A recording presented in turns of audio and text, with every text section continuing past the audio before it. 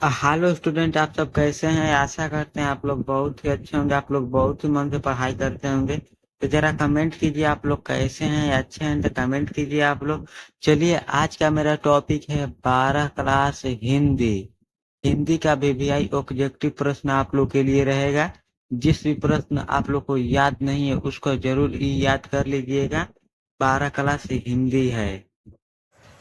चलिए चलते हैं पहले 9 प्रश्न पर। पहले 9 प्रश्न में लिखा है मालती के घर पानी कितने बजे आता था। ए ऑप्शन है 5 बजे शाम में, बी ऑप्शन 6 बजे शाम में, सी ऑप्शन है 7 बजे शाम में, डी ऑप्शन है 8 बजे शाम में। तो देखिए मालती का घर पानी जो आता था 7 बजे शाम में आता था, तो इसका राइट आंसर हो जाएगा सी। 7 बजे शाम में आता था मालती घर पानी। चलिए चलते हैं 2 नंबर प्रश्न पर। 2 नंबर प्रश्न में लिखा है लेखक मालती से कितने मील पैदल चलकर मिलने आया था। ए ऑप्शन है 10 मील, बी ऑप्शन है 18 मील, सी ऑप्शन है 19 मील, डी ऑप्शन है 25 मील।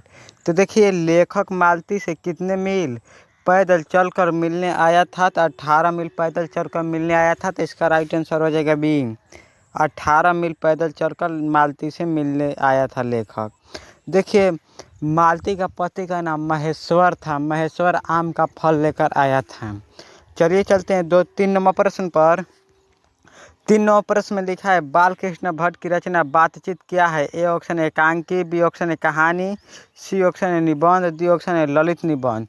तो देखिए बाल कृष्ण भट्ट की रचना बातचीत जो है ललित निबंध है, तो इसका राइट आंसर हो जाएगा डी, ललित निबंध है बाल कृष्ण भट्ट की रचना।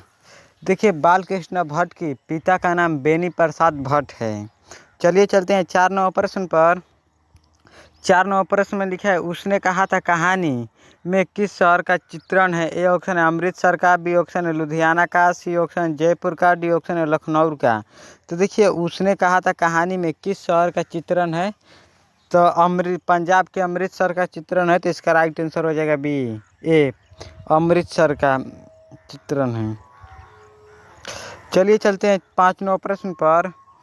5 नंबर प्रश्न में लिखा है जयप्रकाश नारायण को किसका दलाल कहा गया। ए ऑप्शन है रूस का, बी ऑप्शन है अमेरिका का, सी ऑप्शन है जापान का, डी ऑप्शन है भारत का। तो देखिए जयप्रकाश नारायण को अमेरिका का दलाल कहा गया, तो इसका राइट आंसर हो जाएगा बी, अमेरिका का दलाल कहा गया जयप्रकाश नारायण जी को।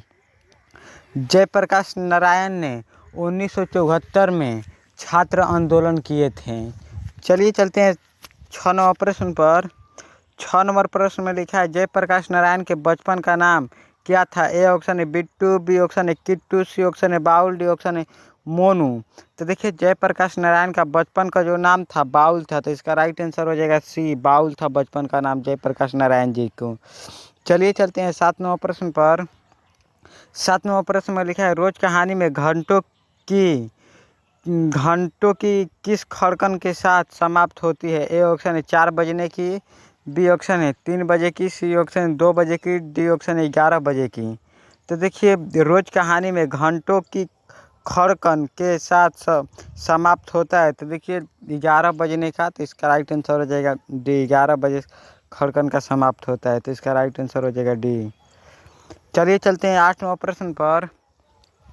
8 नंबर प्रश्न में लिखा है रोज कहानी में किसने पूछा तुम कुछ पढ़ती लिखती नहीं हो। ए ऑप्शन है लेखक, बी ऑप्शन है पति, सी ऑप्शन है भाई, डी ऑप्शन है चाचा। तो देखिए रोज कहानी में किसने पूछी तुम पढ़ती लिखती नहीं हो, तो देखिए लेखक ने पूछे हैं, तो इसका राइट आंसर हो जाएगा ए, लेखक जी ने पूछे थे, तो इसका राइट हो जाएगा ए, राइट आंसर ए हो जाएगा, लेखक ने पूछे थे। चलिए चलते हैं 9 नंबर प्रश्न पर। 9 नंबर प्रश्न में लिखा है एक लेख और एक पत्र शीर्षक पाठ किया है। ए ऑप्शन है ऐतिहासिक पत्र, बी ऑप्शन है कवित्त, सी ऑप्शन है कहानी, डी ऑप्शन है निबंध। तो देखिए एक लेख और एक पत्र शीर्षक पाठ किया है, तो देखिए ऐतिहासिक पत्र है, तो इसका राइट आंसर हो जाएगा ये ऐतिहासिक पत्र है जिन्होंने भगत सिंह का है ऐतिहासिक पत्र। भगत सिंह पंजाब के अमृतसर के निवासी थे। चलिए चलते हैं 10 नंबर प्रश्न पर। 10 नंबर प्रश्न में लिखा है मतवाला पत्रिका कहाँ से निकाली थी। ए ऑप्शन है कानपुर से, बी ऑप्शन है पटना से, सी ऑप्शन है वाराणसी से, डी ऑप्शन है कोलकाता से। तो देखिए मतवाला पत्रिका कहाँ से निकाली गई थी, तो कोलकाता से निकाली गई थी, तो इसका राइट आंसर हो जाएगा डी कोलकाता से निकाली गई थी, तो इसका राइट आंसर हो जाएगा डी कोलकाता से निकाली गई थी। चलिए चलते हैं 11 नंबर प्रश्न पर। 11 नंबर प्रश्न में लिखा है वैशाली महोत्सव का बीजारोपण किया था। ए ऑप्शन है आज्ञा जी ने, बी ऑप्शन जगदीश चंद्र माथुर ने, सी ऑप्शन है श्री कृष्ण सिंह ने, डी ऑप्शन है अशोक वाजपेयी ने। तो देखिए वैशाली महोत्सव का बीजारोपण किया था तो जगदीश चंद्र माथुर जी ने किया था, तो इसका राइट आंसर हो जाएगा डी बी, जगदीश चंद्र माथुर जी ने किया था, तो इसका राइट आंसर हो जाएगा बी। चलिए चलते हैं 12 नंबर प्रश्न पर। 12 नंबर प्रश्न में लिखा है सौर्याम ताल का जल कैसा है। ए ऑप्शन है चंचल, बी ऑप्शन है स्थिर, सी ऑप्शन है गहरा, डी ऑप्शन है गंदा। तो देखिए सौर्यमन ताल का जल जो था स्थिर था, तो इसका राइट आंसर हो जाएगा बी, स्थिर था सौर्यमान जल का। पूछा जाता है गंडक नदी का जल सदियों से रहा है, तो देखिए गंडक नदी का जल पूछेगा तो चंचल हो जाएगा, गंडक नदी का जल पूछेगा तो चंचल हो जाएगा, सदियों से चंचल रहा है। चलिए चलते हैं 13 नंबर प्रश्न पर। 13 नंबर प्रश्न में लिखा है रंगून कहाँ है। ए ऑप्शन है नेपाल में, बी ऑप्शन है बर्मा में, सी ऑप्शन जापान में, डी ऑप्शन चीन में। तो देखिए रंगून जो है बर्मा में है, तो इसका राइट आंसर हो जाएगा बी, बर्मा में है रंगून। जो मानव बर्मा में सिपाही के रूप में लड़ने गया था, तो इसका राइट आंसर हो जाएगा बी, बर्मा में है।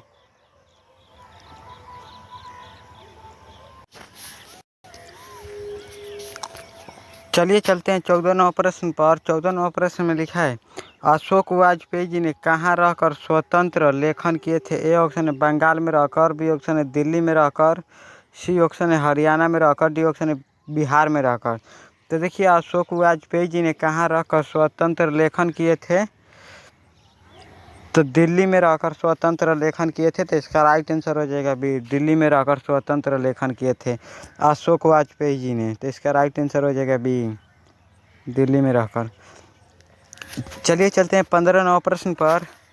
15 नंबर प्रश्न में लिखा है अशोक वाजपेयी का मूल निवास स्थान है। ए ऑप्शन है सागर मध्य प्रदेश, बी ऑप्शन है महासागर मद्रास, डी ऑप्शन है हिंद महासागर, डी ऑप्शन है वाराणसी उत्तर प्रदेश।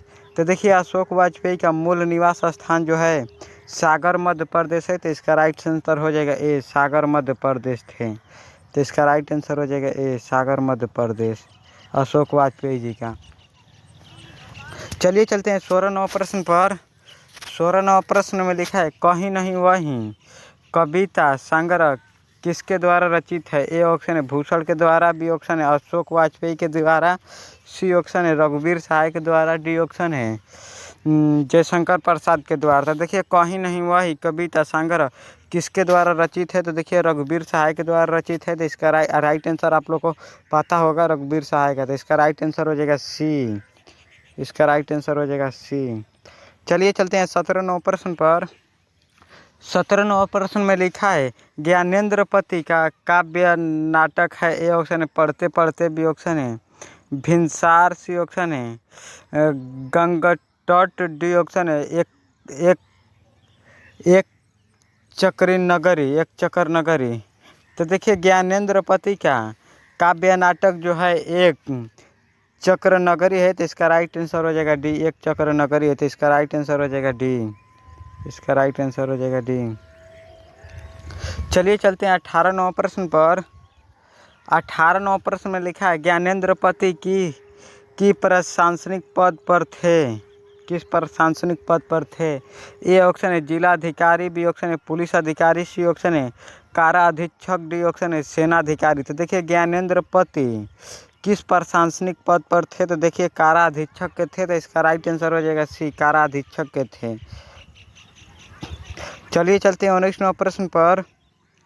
19 नंबर प्रश्न में लिखा है लोग भूल गए हैं किसकी रचना है। ए ऑप्शन है ज्ञानेंद्र पति की, बी ऑप्शन है रघुवीर सहाय की, सी ऑप्शन तुलसीदास की, डी ऑप्शन है सूरदास की। तो देखिए लोग भूल गए हैं किसकी रचना है, तो देखिए लोग भूल गए हैं जो रघुवीर सहाय जी की रचना है, तो इसका राइट आंसर हो जाएगा बी, रघुवीर सहाय जी का है रचना, लोग भूल गए हैं, तो इसका राइट आंसर हो जाएगा बी। चलिए चलते हैं 20 नंबर प्रश्न पर। 20 नंबर प्रश्न में लिखा है मालती का पति का नाम क्या था। ए ऑप्शन है, प्रामेश्वर बी ऑप्शन है, महेश्वर सी ऑप्शन है, रामेश्वर डी ऑप्शन है, रामेश्वरम। तो देखिए मालती का पति का नाम जो था महेश्वर था, तो इसका राइट आंसर हो जाएगा बी। मालती का पति गैंग्रीन रोग का ऑपरेशन कर रहा था। तो चलिए आप लोगों से 20 ऑब्जेक्टिव प्रश्न हिंदी का पूछा गया है। 20 ऑब्जेक्टिव प्रश्न मिले, आप लोग का कितना सही हुआ है कमेंट कर बताइए हमको कि आप लोग का कितना सही हुआ है। चलिए जिन भी स्टूडेंट वीडियो को लाइक नहीं किए हैं तो ज़रूर कर लीजिएगा, शेयर नहीं किए हैं तो ज़रूर कर लीजिएगा, सब्सक्राइब नहीं किए हैं तो ज़रूर कर लीजिएगा। चलिए आज का क्लास इतना ही रहने देते हैं, अगले क्लास में मिलने के लिए, तब तक के लिए आप लोगों से बहुत बहुत धन्यवाद। जय हिंद।